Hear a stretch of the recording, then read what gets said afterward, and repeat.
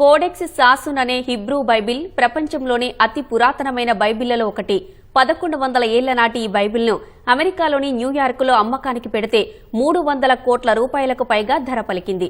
చేతితో రాసిన ఈ బైబిల్ వేలంలో ప్రపంచంలోనే అత్యధిక ధర పలికిన రాతపత్రుల్లో ఒకటిగా నిలిచిందని నిర్వాహకులు అంటున్నారు.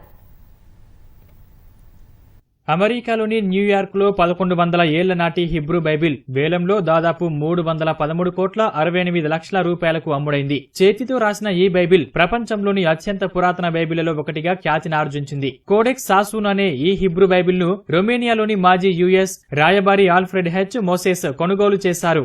ఏఎన్యు మ్యూజియం అమెరికా స్నేహితుల తరపున ఆయన దీనిని కొనుగోలు చేశారు. ఇజ్రాయెల్ టెల్ అవీవ్ లోని ANU museum of Jewish people కు ఈ బైబిల్ ను విరాళంగా ఇచ్చారు.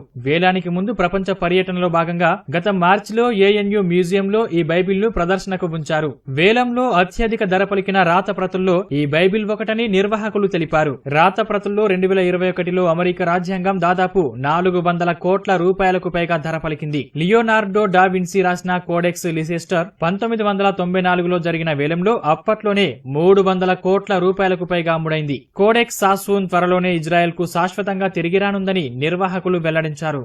కోడెక్స్ సాసున్ అనే బైబిల్ను క్రీస్తు శకం 880 నుంచి 960 మధ్యకాలంలో రాసి ఉంటారని చరిత్రకారులు అంటున్నారు. 1929లో ఇరాక్ కి చెందిన యాదు వ్యాపారవేత్త కుమారుడు డేవిడ్ సొలొమన్ సాసున్ ఈ బైబిల్ను కొనుగోలు చేయడంతో దీనికి కోడెక్స్ సాసున్ అనే పేరు వచ్చిందని చరిత్రకారులు తెలిపారు. అతడు మరణించిన తర్వాత 1978లో స్విట్జర్లాండ్ జ్యూరిచ్ లోని సోత్బీ బ్రిటిష్ రైల్ పెన్షన్ ఫండ్ కు దాదాపు $1.4 మిలియన్ ఈ బైబిల్ను విక్రయించారని తెలిపారు. పెన్షన్ ఫండ్ కోడెక్స్ సాసున్ బైబిల్ ను 1100 సంవత్సరాల తర్వాత జాక్వీ సఫ్రాకు $7.7 మిలియన్ విక్రయించింది. దీనిని జాక్వీ సఫ్రా ఇప్పుడు విక్రయించారు.